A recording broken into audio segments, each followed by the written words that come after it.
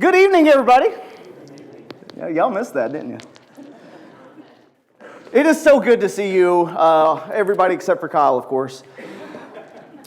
But it actually is good to see you. I am so happy and glad that Kyle has asked me to be here, and the elders that we're okay with it too. And so I appreciate the opportunity to come and speak with you guys and spend a little bit of time in God's Word. I do want to say this was just something that happened when I got in the building yesterday. So right before VBS was starting, I said hi to Maddie Sue in the back, okay? And apparently I did it just slightly too enthusiastically or something, because you would have thought that I was screaming at her. She was like, she ducked down. I'm like, has it really been that long since I've been here that you are not accustomed to that anymore? I guess so. But here we are. We are going to be looking at the book of Esther together, and there's a lot that happens in Esther.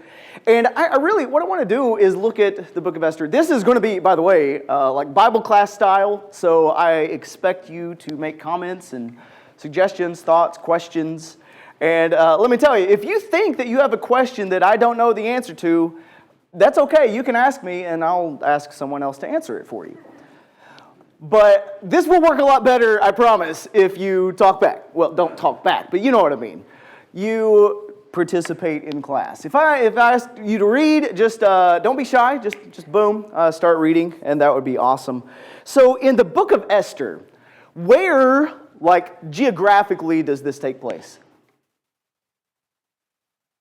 Susa, which is the capital, one of the capitals of what nation?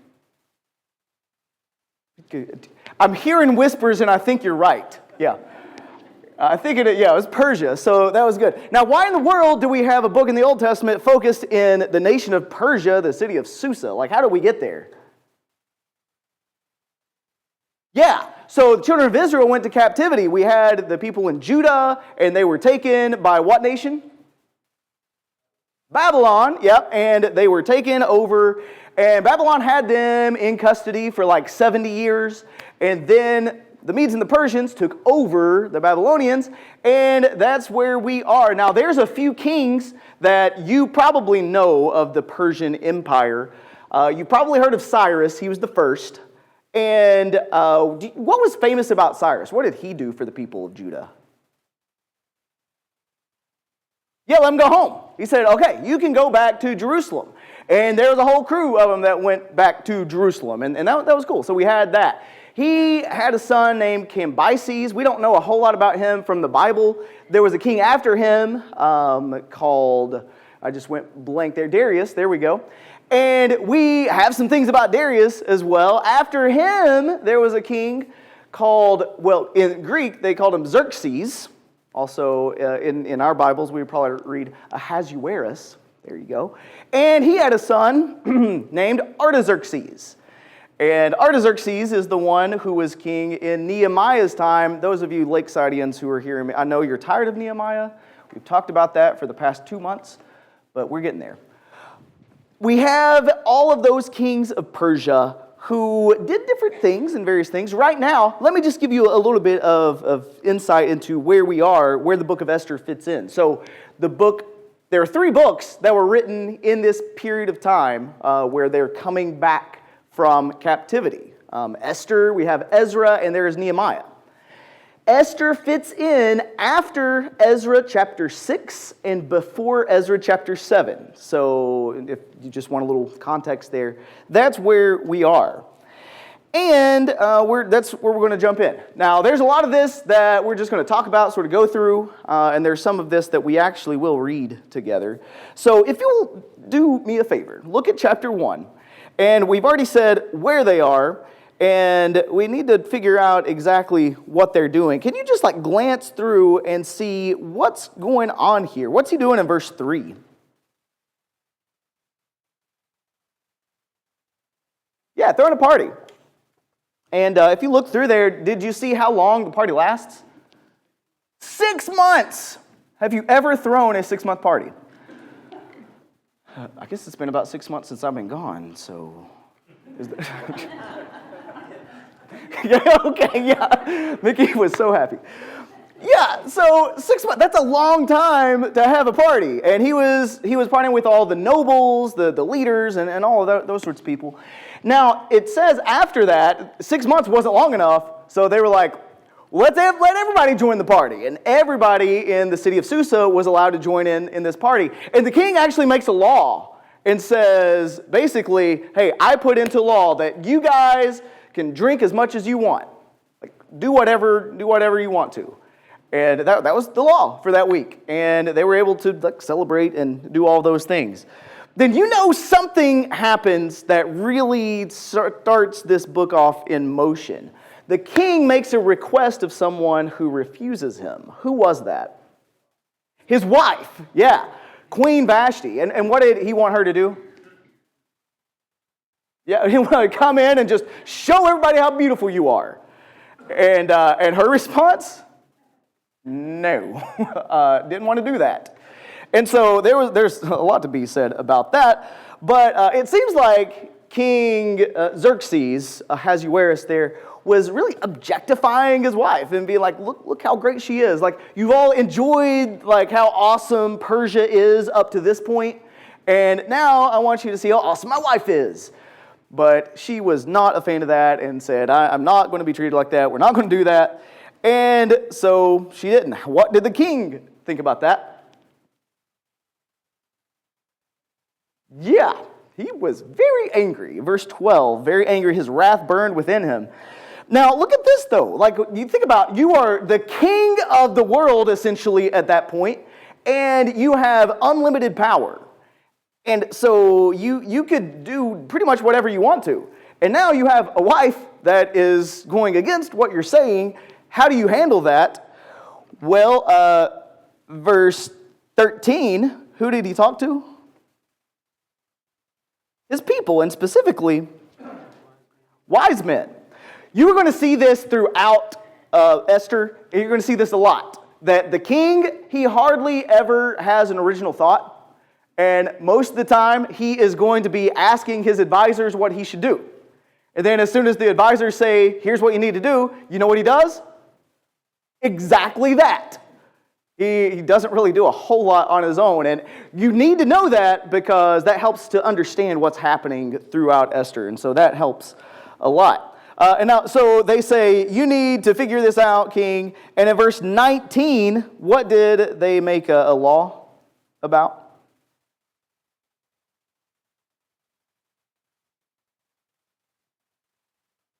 That she could never come back. So think about that. He makes a law that she can't come into his presence anymore, which was a punishment for not coming into his presence.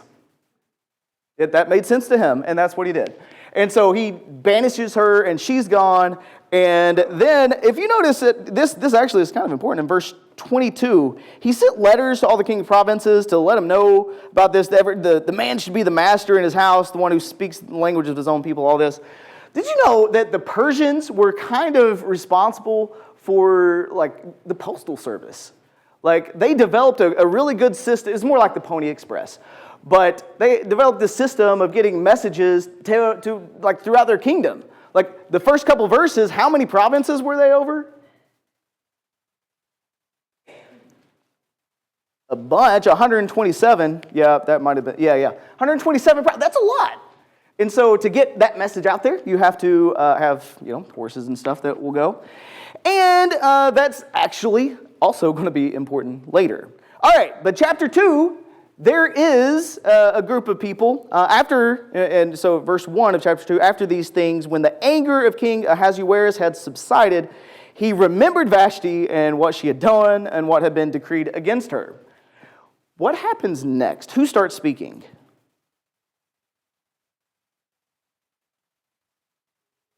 Yeah, the servants. And what did they say to him?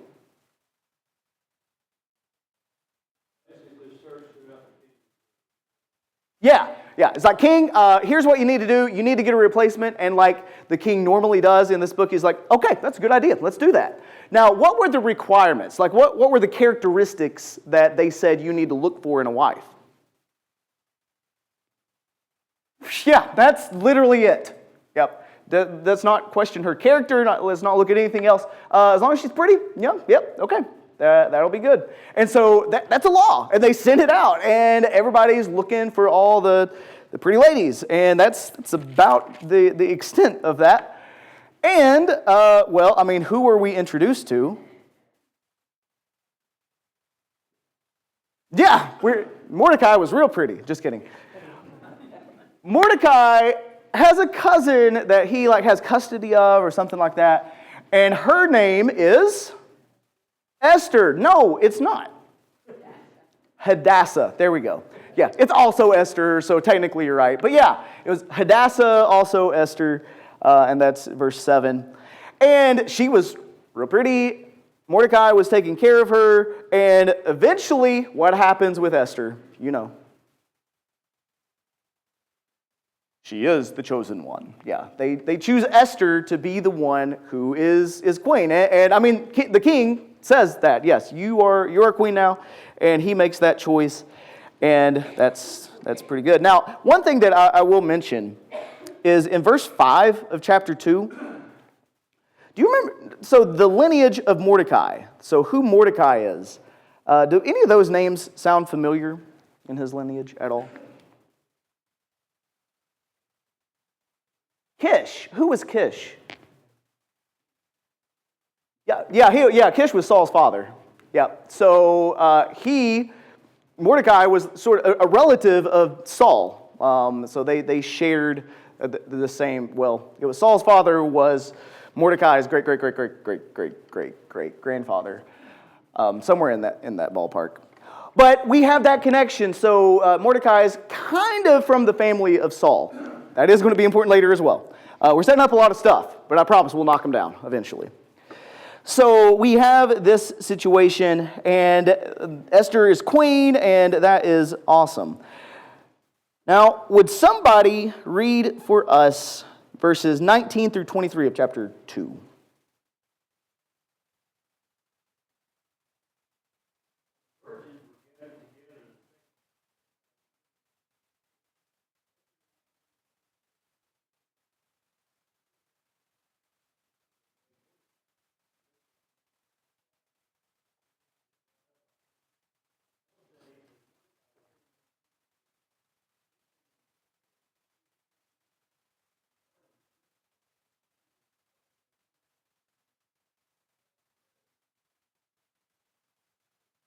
Yeah.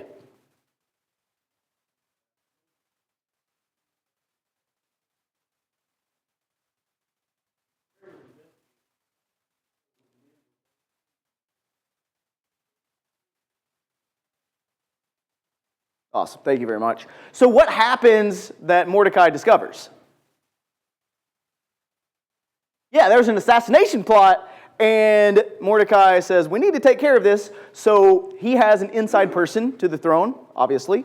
And so he tells Esther, and Esther gets that sorted out. And the king finds out, was this a legit threat?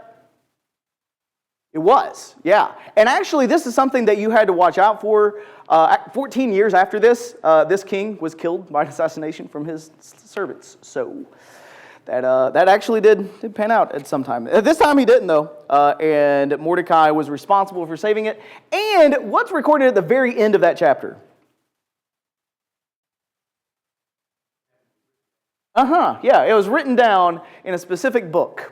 And you know where that's going to come up later. But just keep that for now. Chapter 3, we're introduced to another character, Haman.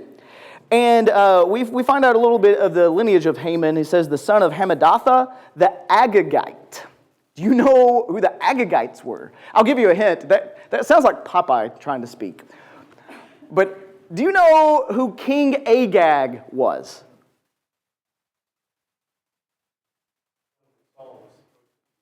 Yeah, Saul was supposed to kill Agag and the rest of his group, which was the Amalekites. And did Saul do it? No. Remember that whole interaction with Samuel and that whole thing?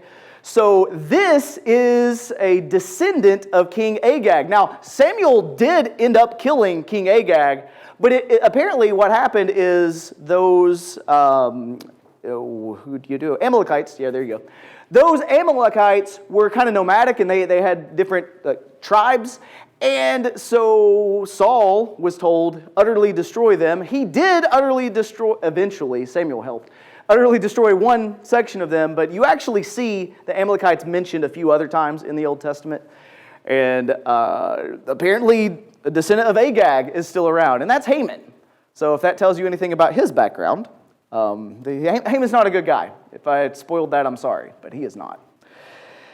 Now, what happens now? We have this situation where Haman has, I guess, convinced the king that people need to bow down to him, and people need to honor him. And who refuses to honor him? Mordecai. Now, maybe it was part of this thing where Mordecai knew the lineage, and there was this whole thing you should look into. Like, the Amalekites were the first group of people that attacked the Israelites after they came out of Egypt. And so God made a pronouncement on them, just basically, there's going to be war between you guys for generation after generation. And so there was this thing. And so Mordecai was not going to bow down to him, show him any kind of respect or honor. So that wasn't going to work. How does that make Haman feel? Furious, yeah, mad. There's a lot of adjectives there. He was not happy. And he just could not get that off of his mind. He was like, this Mordecai guy, what is he doing? He's just disrespecting me. And so he's like, I need to figure out what to do. Verse 6, what was his discovery? What should he do? Yeah, destroy all Jewish people. What's it called when someone tries to wipe out an entire race of people? Genocide. Can you believe someone would try to plan genocide against a group of Jews? That's crazy. Obviously, we know like that happened pretty recently too. Man, this is crazy. Seeing Haman do this and having this type of mentality, he was just doing whatever he could to get rid of them. Now, he does this thing, and this is also important. In verse 7, it was the first month, so this Jewish calendar, first month, 12th year of King Ahasuerus, Pur, that is the lot, was cast before Haman from day to day, from month to month, until the 12th month, that is the month Adar. And what's happening there is he's like casting lots to determine, he was kind of superstitious, and he was like asking the gods, when should I attack? And so he cast lots, and this was the first month. The lot was cast onto the 12th month. So how far away is that? It does sound like that. That was as far as it could go. So if you think about that, isn't it interesting that that actually gives the Jews more time to prepare for what's coming than it would have at any other time? I wonder if maybe somebody had something to do with that. That was interesting. But then he says in verse 9, if it pleases the king, let it be decreed that these people be destroyed. I'm going to pay you a bunch of money, and we're going to take care of this business. And what did the king do in verse 10? Yeah. What's significant about like a signet ring for a king? What does that do for you?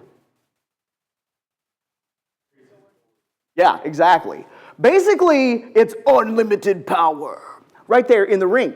Haman could do whatever he wanted to do.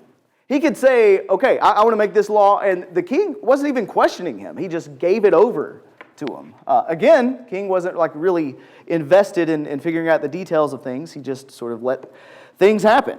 And that's interesting. In verses 12 through 14, you see that the people actually hear that. And this decree gets sent out by their Pony Express, and they find out this isn't good.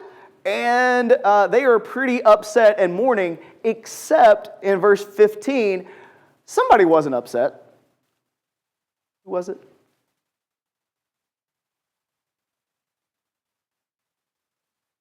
Yeah, so the king and Haman, they were the only people who were unaffected. They sat down to drink, and the city of Susa was in confusion.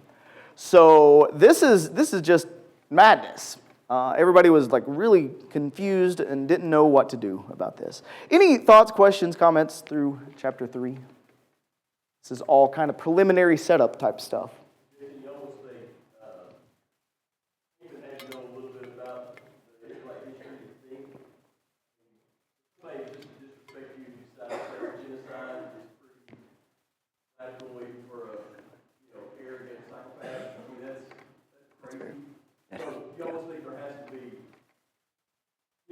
intentions of, hey, really go for that. Kind of makes that make more sense. It does, no, for sure. I mean, it's not like this one guy upsets him and then automatically is like, I'll kill all your people. There's something in the background there for sure. Anything else?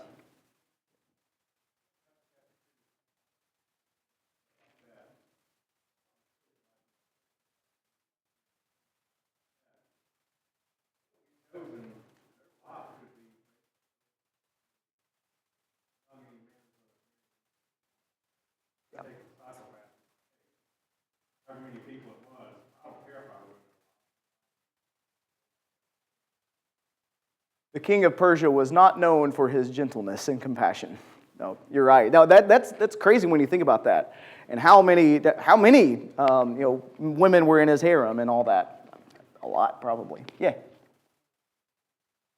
Oh, do it.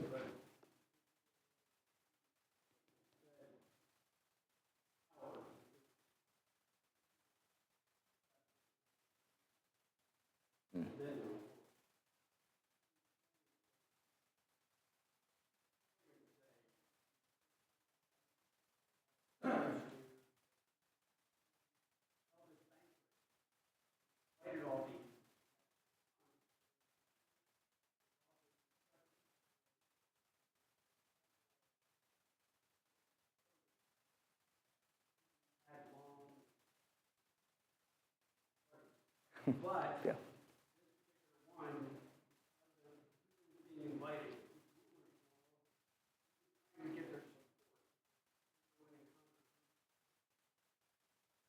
Right.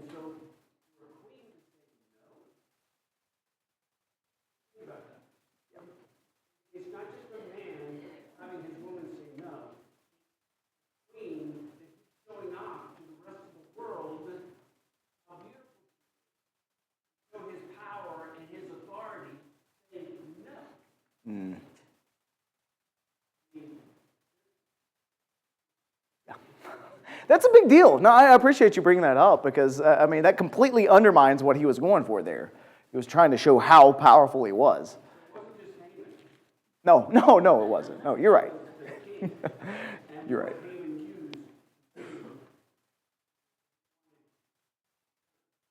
True. Yeah. No, that's a good way to look at it for sure.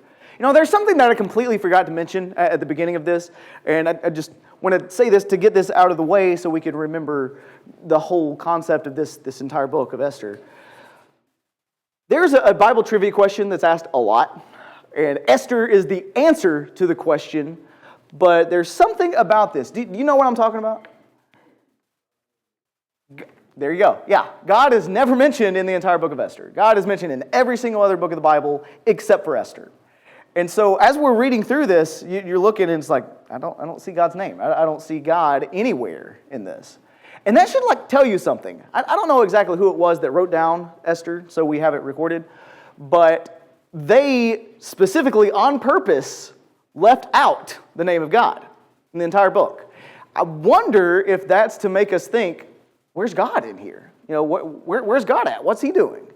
And so as you look through and read through and try to discover more about this book, you know where you find God?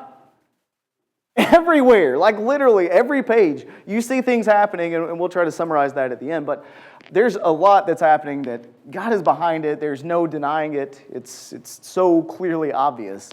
And don't be surprised as you're reading through this and you're like, they're not even saying anything about God. We're about to see somebody says something kind of close, and the verse that everybody knows from Esther, but they never quite mention God. So let's look at that though. In chapter 4, Mordecai hears what's being done, and what does he do in verse 1?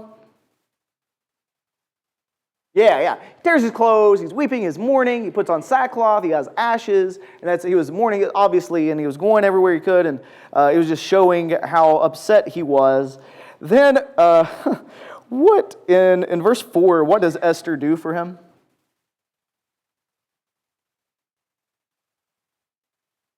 She sent him clothes.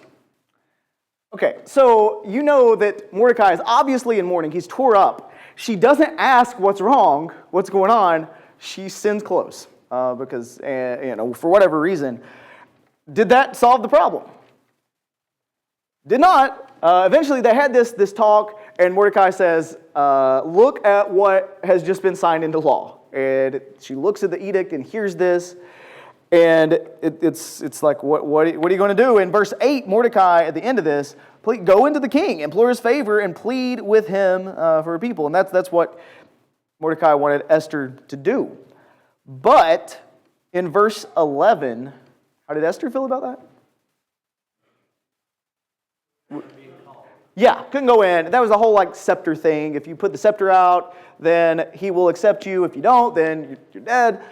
And she was like, how long had it been since she had been called?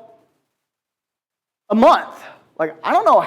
Again, I don't know how many ladies that the king had access to, but it had been a whole month since Esther had been there, and it was like, he doesn't ask for me. I don't know. I don't know where I'm at. He doesn't even text, So kind of in the dark. This is why, by the way, communicate in marriage. That's important. Well, at that point, though, the famous verse, somebody read verses 13 and 14, please. Mordecai told them to reply to Esther, do not imagine that you in the king's palace can escape any more than all the Jews. Remain silent at this time. Relief and deliverance will arise for the Jews in another place, and you, your father's house, will perish. Who knows? You will not attain royalty. Okay, there we go. What word do we say, what biblical principle do we teach using these verses? Yeah, God's providence. And you see that. Who knows? Maybe you were put in this exact position right now so you could save your people. And again, he doesn't say God's name at all. He doesn't mention that. But do you notice how confident he is in this? And it wasn't like, Esther, you need to do this because if you don't do it, we're all toast. We're doomed. What's he say? Yeah, exactly. There's going to be some other way. Why is Mordecai so confident about this? Yeah, he believed in God. What had God said previously that makes you think that this is going to happen? How do you know God is going to protect his people? His covenant, yeah. He had promised the lineage, right? And if the Jews were completely wiped off the face of the earth, there's a problem. So Mordecai knew the promises that were made to Abraham and carried forward, and he's like, we got to watch out for this. And so he knew that something was going to happen. I may have said this to you guys before in the past, but that song that we sing sometimes that's like, Christ has no hands but our hands to do his will today. That whole thing. And I like some of the idea behind that. And it's basically he works through us, and that's true. But there is a sense in which I'm not as important as I think I am. If I don't do what I'm supposed to do, God will raise someone else up to do what needs to be done. The thing we have to ask ourselves is, who am I going to be? Am I going to be somebody that actually does what God tells me to do, or am I going to just sit back and have God work through someone else? I hope that we all want God to work in our lives and use us as his instruments. Any other thoughts? Comments? Questions?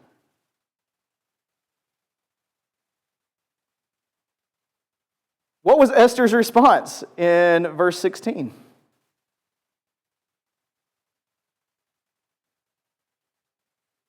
Yeah, it's like, y'all fast, I'll fast, and give me 3 days, and then we'll go in, we'll do it.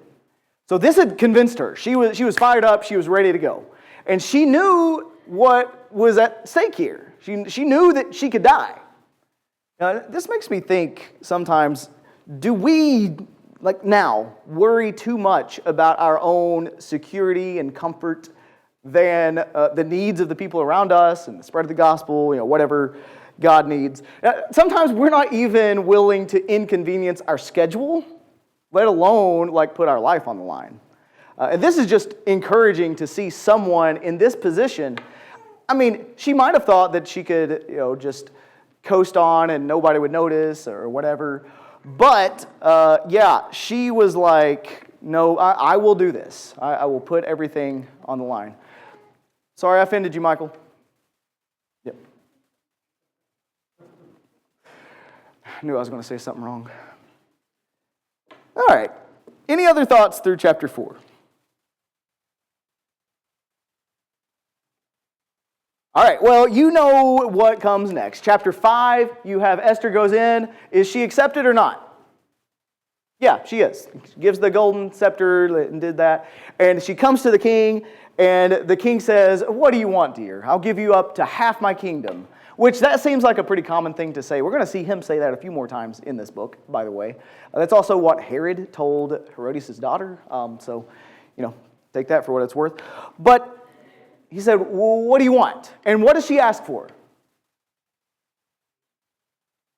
Yeah, I made dinner. Come and eat. Is that a little different than what you would have expected? Like, I thought you were going in to talk to the king. Why do you think that she went that route? Why do you think she started with that? Amen. Yeah, it is. That's true. Get loosened up a little bit and get some food in his belly. Be more agreeable to what you have going on. It is. Yeah. Kind of. I mean, it's been 30 days since she's talked to him, and so I don't know where I stand with him. Let's connect and whatever. Women are typically more thoughtful about that than men are, and so she is really going out of her way to make sure that she has that connection there. And so she says, "All right, come on, we'll do this again tomorrow." But then in verse 8, she does say, after you come and to which I will prepare at the very end, tomorrow I will do as the king says. She says, I promise I'll tell you tomorrow, but just come back. And so he's like, all right, let's do that. Verses 9 through 14, though, look at verse 9. How was Haman feeling at the beginning of verse 9? Yeah. He was so excited, like on cloud 9. It was like, oh my goodness, the queen invited me over, and the only other person was the king. And he's like, I'm just so important. I am so great. Until that Mordecai, he would not bow down to me. He's not giving me the respect I deserve. And he's just so caught up with that. And Haman, he did control himself in that moment. Verse 10, and went and sent for his friends and his wife Zeresh. And then in verse 11, what does he recount to them? What was the first thing he mentions? Riches. What was the second thing he mentioned? Yeah, his kids. It's kind of interesting, the order there. He cares more about his riches, apparently. But he does have some sons, too, and all that. And every instance where the king had magnified him and promoted him, he was like, I've got so many good things going. In verse 12, Esther the queen invited me, and nobody else is here, so that's pretty good. But verse 13, what's he say? It's worthless. Yeah. It's like, I'm not satisfied. Like, this isn't enough. And isn't that the folly of chasing after things like pride and ego and even money? I mean, the more that you get, the more you're going to want. And the one thing that you don't have is the thing that drives you crazy. And he's obsessed with Mordecai. He cannot get that off of his mind. And he goes and he's just crying to his friends and his wife. And he's like, I just don't know what to do. I see Mordecai sitting in the gate, and what am I going to do? In verse 14, who speaks up? Who's the first person to speak up? Yeah, his wife steps up and says, all right, here's what you need to do. Build a ridiculously tall gallows. Some of your version might actually say how tall that was. 50 cubits. Do you know how? That's 75. 75 feet. Anybody know how tall this room is? 50, okay, man, I really would underestimate that. So 70 is a lot more than that. So imagine saying, I'm going to build this. And I think that this just shows us a little bit, really personifies how deeply he hated him. Like, I hate you so big that I'm going to make you a spectacle. And he's like, I'm going to build this thing. And the advice pleased Haman. So verse 14, he had the gallows made. I'm wondering about the timing of that. How long does it take Thomas, how long does it take to build a 75-foot gallows? Probably a while. When you got your royal crew working on it, I guess it's a little quicker, but don't know how did you, have a crane? I don't know. Anyways, they said, this is what we're going to do. We are going to take care of business, and we're going to get rid of this guy. So in chapter 6, though, listen, could you imagine if you had never heard the rest of the story, and you got up to this point in the book, and everything that you've heard so far, you're just hearing it for the first time? That's not right. So you're hearing this for the first time, and you have this, dilemma. What's going to happen next? This is the absolute lowest part of the book. We have Mordecai was trying to save the Jews, and now Mordecai is going to die before we have banquet number 2. Banquet 2 is when Esther was going to make the big reveal, but now Haman is going to kill Mordecai before he goes to the banquet. What in the world are we going to do about that? Well, chapter 6, verse 1, the king couldn't sleep. God sometimes speaks through dreams, sometimes through insomnia. And he asked for a book to be read. He asked for the most boring book that you could imagine, The Deeds of the King, because that helps you sleep. And he happened to be reading from the place where Mordecai had done this great thing for him. And what had he done to thank Mordecai up to this point? Nothing. So he's like, oh man, we got to do something about this. At the same time, Haman's so excited to go to the king to get Mordecai hanged. He's there really early in the court, and the king says, oh wait, who's that out there? Oh, it's Haman. Good, come in. And they go through that whole exchange, and epic irony here. I mean, he says, Haman, what can we do to honor someone the king wants to honor? And he's like, who would he want to honor more than me? Obviously. And he answers a little too quickly. Don't you think the stuff he says is kind of specific? It's like, you should put your own robe on him and your own horse and parade him around, and even put a crown on the horse too and lead him through and be like, this is the one the king wants to honor. He's had this dream before. And so he was like, I want that done to me. So yeah, that's what you need to do. Most normal people would ask for money or something, but no, that was what he wanted, and the king was like, all right, that's what you need to do for Mordecai. Can you imagine? I don't know, we cannot hear how he said this, but when he was going around saying, thus it shall be done to the man whom the king desires to honor, I wonder if there's a little bit cringe in his voice. This man on to honor. Or we have to be happy about it. I don't know. But either way, you see pride, what that does to you. Now, just to summarize the rest, because I'm way too far behind. We have Esther who says, hey, king, my people, they're being destroyed. What are we going to do about it? The king gets so upset and angry. She left out the detail of who it was first to get the king's anger riled up, kind of like Nathan did with David, and says, it was Haman.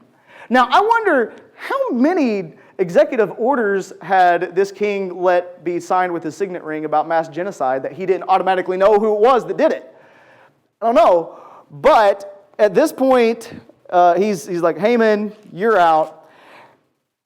To summarize the rest of this, as the Jews understand that there's this date coming, that the people are going to want to kill them, what are they going to do about that? And so, what happens? What's the solution?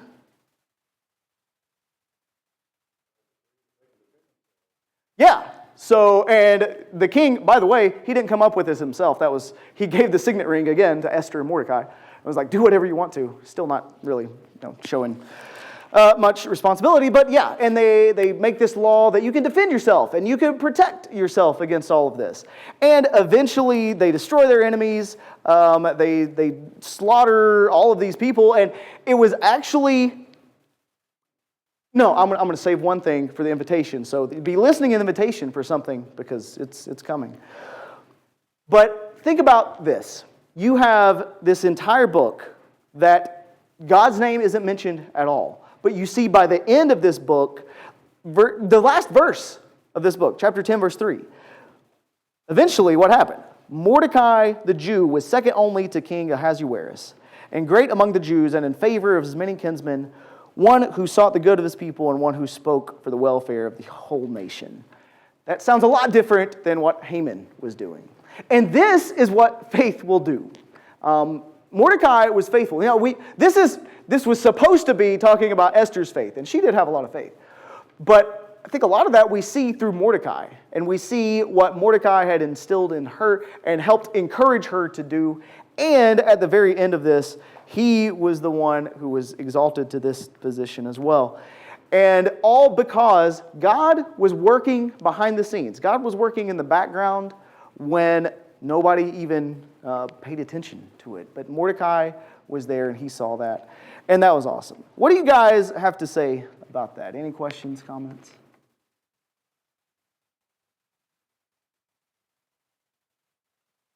Do what? He does. Amen.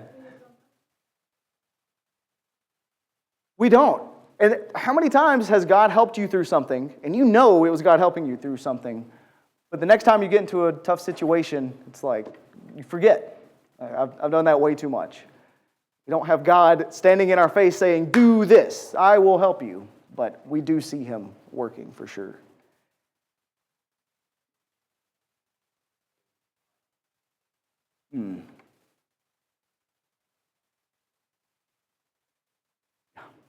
True.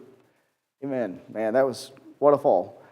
In case you didn't know, I'm sorry, Haman died on the same gallows that he had for Mordecai. Yeah, that was a surprise moment. But it's true. What?